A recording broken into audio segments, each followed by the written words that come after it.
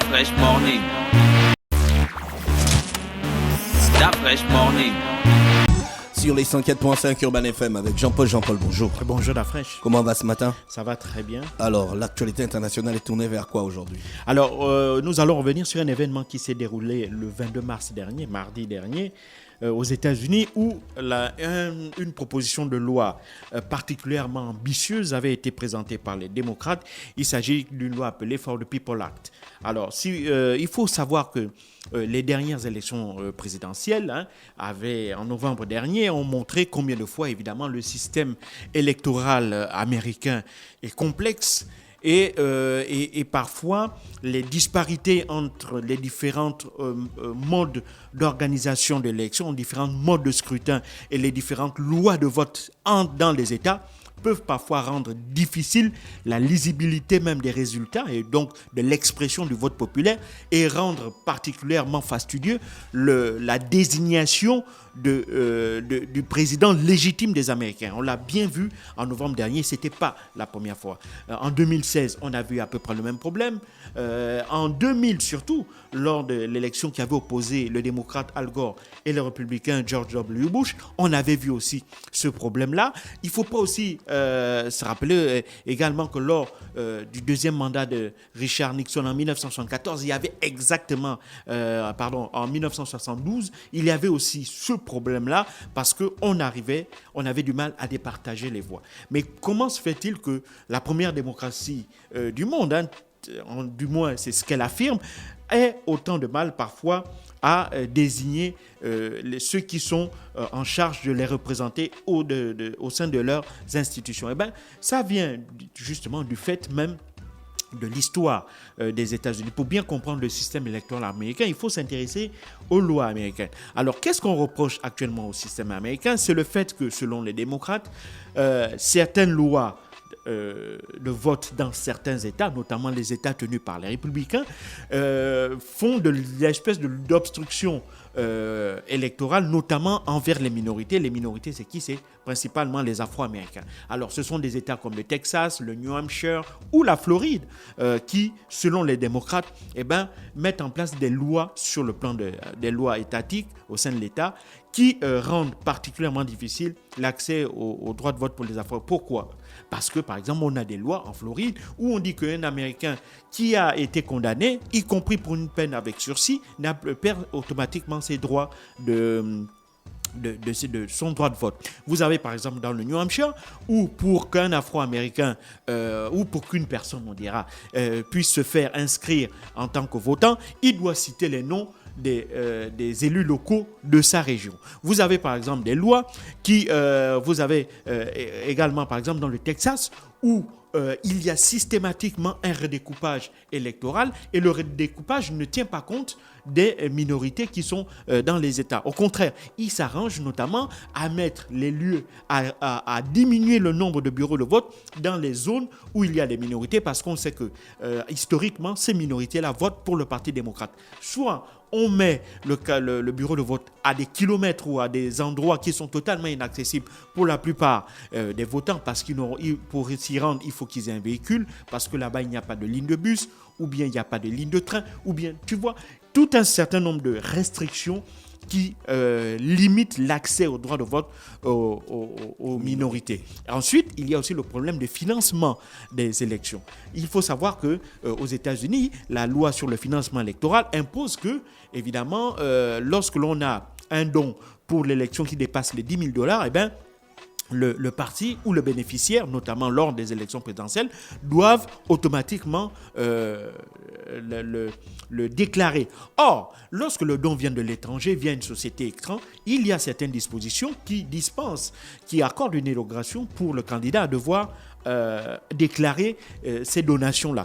Donc, cette loi, le For the People Act, sert justement également à se battre pour la question du vote anticipé. Il faut savoir que, on l'a vu dernièrement en novembre, que certains États mettent en place des votes anticipés, c'est-à-dire qu'ils ouvrent les bureaux de vote 2 semaines avant la date même du scrutin, ce qui permet d'éviter que lors du jour J, il y ait des fortes affluences le jour du scrutin devant les bureaux de vote, et cela permet également à des personnes qui sont aussi dans l'incapacité peut-être de se déplacer le jour du scrutin, de pouvoir par anticipation voter. Et donc il y a malheureusement ce vote par anticipation n'est pas légal dans l'ensemble des États américains. Et donc il proposait justement une généralisation du vote anticipé, à condition que l'ouverture des bureaux de vote se fasse au minimum 15 jours avant le jour du vote. Et puis, il demande dans ce projet de loi également le fait que les bureaux de vote soient sur l'ensemble des États américains ouverts au minimum 10 heures par jour le jour du scrutin. Donc ça, ce sont évidemment les grandes lignes de ce projet de loi-là. Pourquoi est-ce que les démocrates proposent ça? Parce qu'il y a des événements, comme je vous l'ai dit, en novembre dernier, où il y a eu des fortes suspicions de fraude lors de l'élection de Joe Biden, même si on sait qu'aujourd'hui, il n'y a eu aucune preuve. Toutes ces allégations ont été balayées. Mais pour les démocrates, il s'agit également de permettre à sa base électorale, qui est fortement ancrée par les minorités, qui est fortement soutenue par les minorités, d'accéder, notamment dans des pays, dans des États qui sont dominés par le Parti républicain, de permettre à ces Afro-Américains-là d'accéder non seulement au droit de vote, en leur permettant de s'inscrire sur les listes électorales et de voter.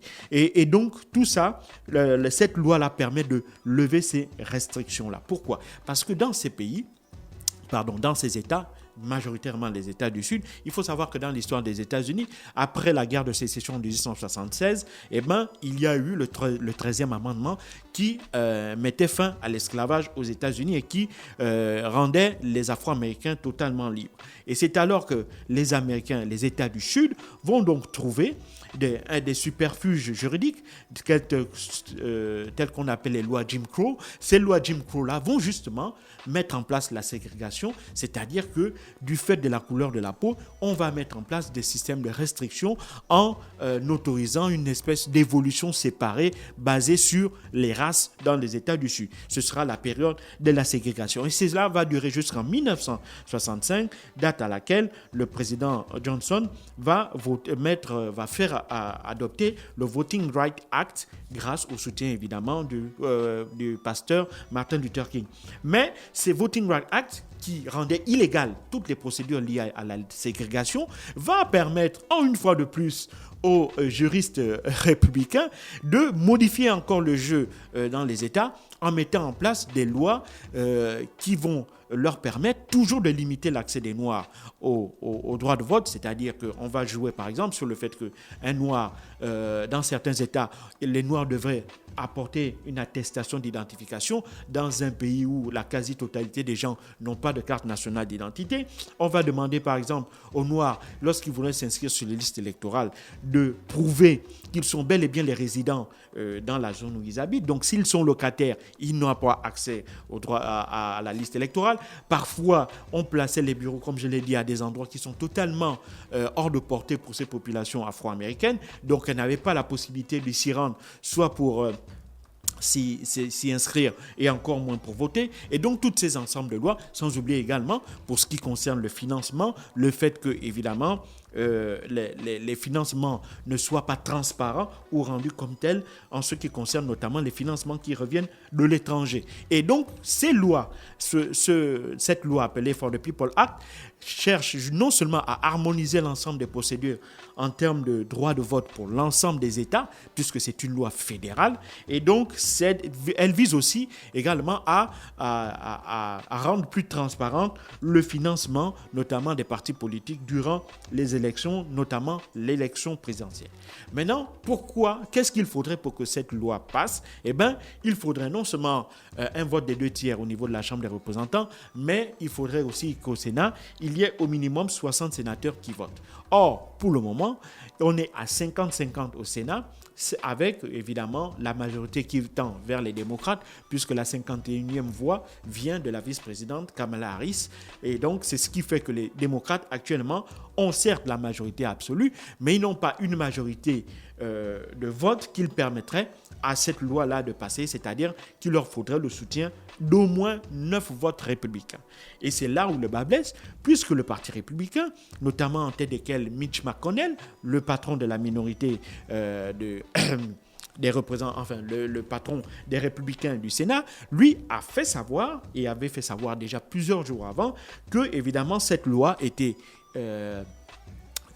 visait plutôt à renforcer le pouvoir des démocrates dans les États qui sont majoritairement, enfin des États qui sont entre les mains du Parti républicain, et donc cela ne visait en aucun cas de permettre de favoriser l'accès au droit de vote des minorités. Pour eux, c'était plutôt un système, un superfuge mis en place par les démocrates pour accentuer, si tu veux, leur domination, leur influence sur les différentes circonscriptions électorales des États américains. Et donc, pour eux, il est hors de question que cette loi-là passe parce qu'elle risquerait de signer la fin de la domination des républicains dans les États tels que le Texas ou encore la Floride, qui sont des États extrêmement importants pour le grand parti républicain.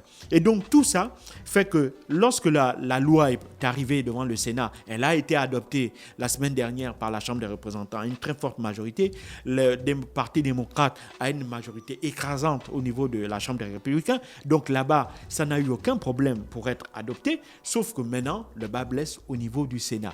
Le Sénat, au moment où la loi est arrivée, les républicains ont bloqué, n'ont même pas voulu que cette loi-là soit inscrite dans les débats avant un éventuel vote. Donc, ils ont même bloqué déjà l'inscription de cette loi-là dans les débats. Ce qui s'est passé, c'est donc que cette loi a purement et simplement été retirée des débats et donc elle n'a aucune chance d'être votée à présent. Mais ça ne veut pas dire qu'elle ne pourrait pas être votée pour le futur.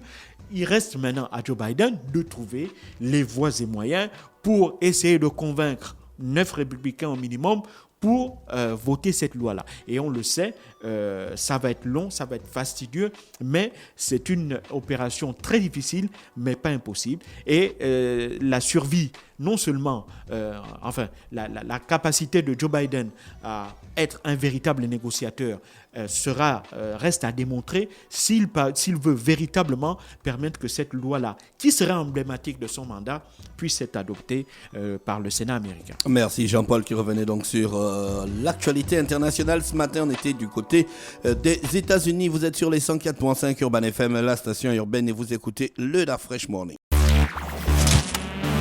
Da Fresh Morning.